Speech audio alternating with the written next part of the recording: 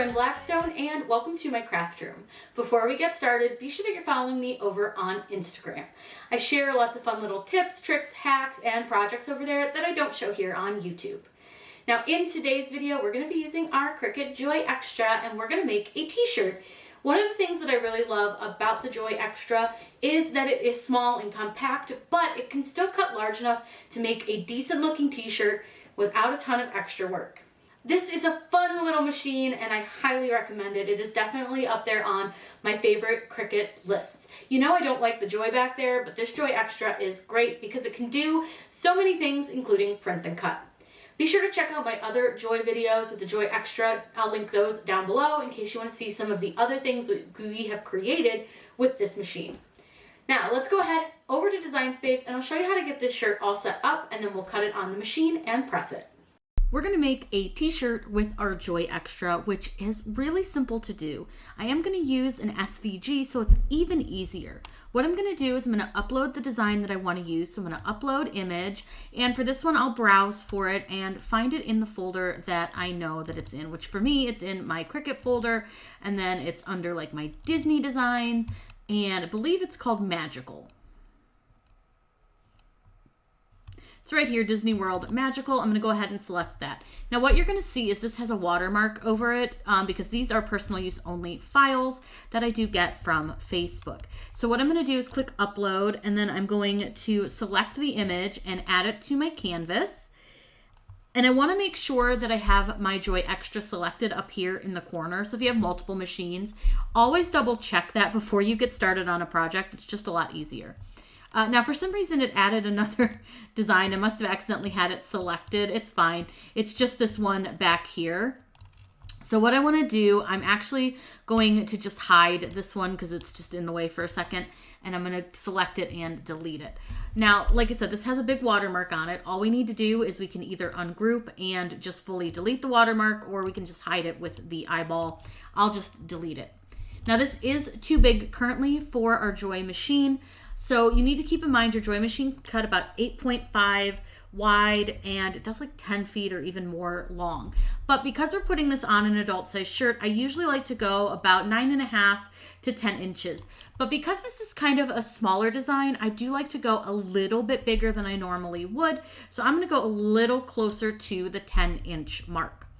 Now keep in mind when working with HTV that 99% of the time you're going to need to mirror your design. Now, the way I personally prefer to mirror is to use the flip option here in Cricut Design Space. So what I do is I flip it and I flip it horizontally, and that's going to mirror the design for us. That way, when I go to make it, I'm not going to have to try to remember to do it. Once you're happy here, I do recommend saving it. So I'll just save it as Magical.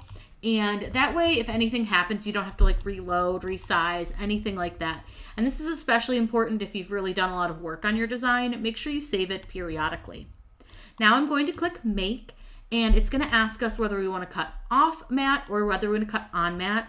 We're going to be using some Caesar holographic, so I need to use my matte, and I'm going to click Confirm. Now, one little trick I want to talk to you about is, do you see how this is sort of designed where we've got this big space right here that's going to end up being pretty useless? It's about 2 inches wide of vinyl that it's just not a great piece to save. Well, if we actually turn this and we just turn it fully the other direction, we get it turned here, you'll notice now we actually have a much more useful, larger section that we can save from our vinyl. So when you go to cut things, think about that. Think of if you're going to waste a little bit more vinyl if you don't flip it and change it around. It'll cut perfectly. It'll still go on our shirt just right. But now we're going to be able to save ourselves some more vinyl. Now from here, we're going to click Continue, and we're going to cut this on the light cardstock setting. First thing I'm going to do is cut my vinyl down to fit on my Joy Xtra to the size that I need. That way I'm not like wasting a ton of vinyl. I'm using some holographic HTV. So I'm just going to cut it from, it's going to be 11 by 6. And that's going to help me save a little bit of material as well. So I'm just going to cut it, I'll probably cut it a little closer to like 6.5, just to give me a little extra leeway just in case. I'm going to cut this down.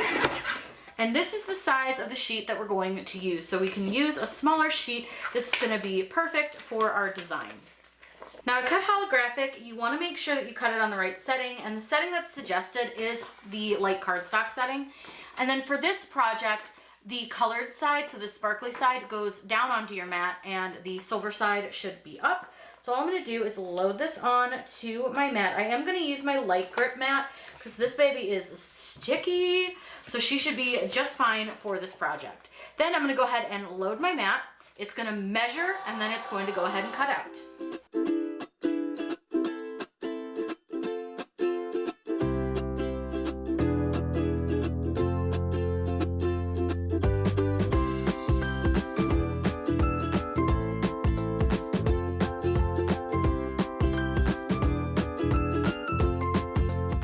Once it's complete, I always want to do just a quick little check of the cut. And this is pretty hard to see, but I'm just going to see if I can find like the center of a letter.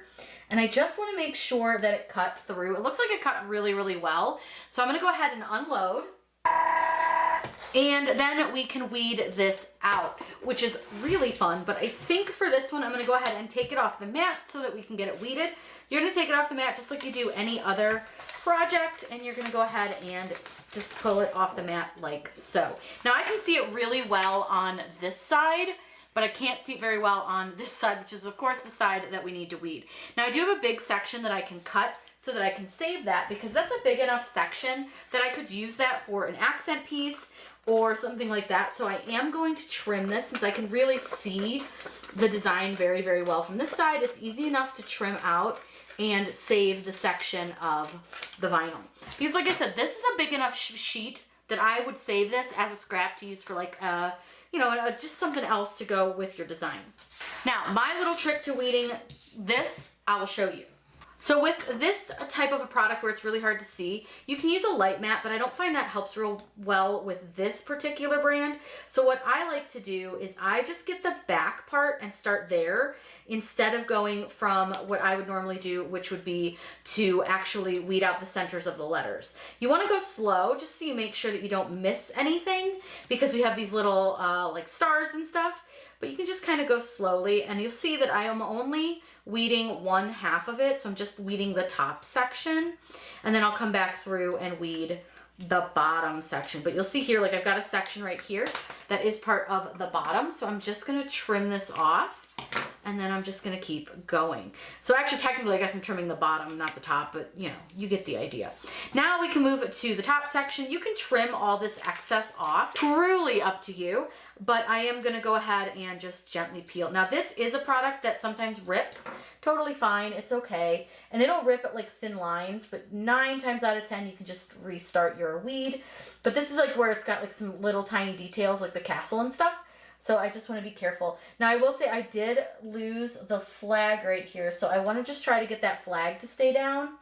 So what I'm going to do is I'm going to come back and I'm going to turn this so that I can just get under the castle right here.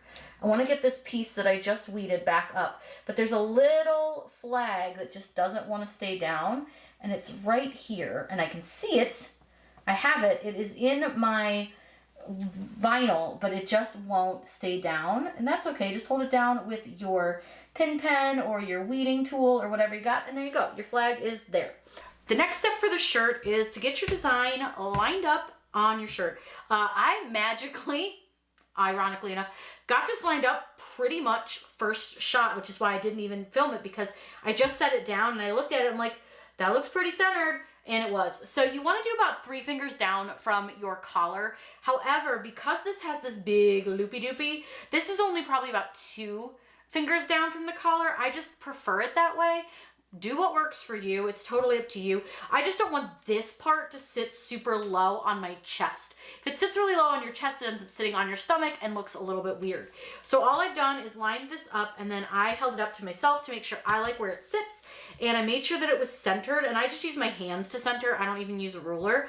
Then we're gonna press this. This presses at 320 degrees for 15 to 20 seconds, and this is a cold peel product. We need to press our shirt, so we press this at like a medium pressure with 320 degrees for 15 to 20 seconds. Now, I pull mine up before it beeps. The beep drives me absolutely nuts. We're going to let this fully cool before we peel off our design, because that is what holographic vinyl, or HDV in this case, requires. Now that we've allowed this to cool fully, I did put some heat tape on it just to hold the design down when I moved it to my press. But what I'm going to do is peel off our carrier sheets, and we are going to have this really lovely shirt. Now, I don't know how well it shows in the camera because I can't always see that, but it does have a, what I call a pressing like mark on it. And actually I can see it pretty well. You can see it really good right here. That will go away. This is really common on black shirts, on red shirts, and on pink shirts. For whatever reason, whatever dye they use in these color shirts causes it to kind of get a little bit funny when you press it. But once it really fully cools, usually it goes away. If not, just wash it and it goes away, no problem. You'll want to wait about 24 hours before you wash a shirt that has any kind of new HTV on it, but look at how pretty this is. It's so sparkly, gorgeous shirt, super excited to wear this to Disney. I wanted to make sure to show you after it cooled down that those lines are completely gone. Ignore some of the dog hair that's stuck on here. I didn't lint brush it, but I think the shirt came out really good. The Joy Xtra is fantastic. And if you guys have any questions, be sure to leave those in the comments down below. I really enjoyed making this, and I hope you will too. Have a wonderful day, and as always, happy crafting.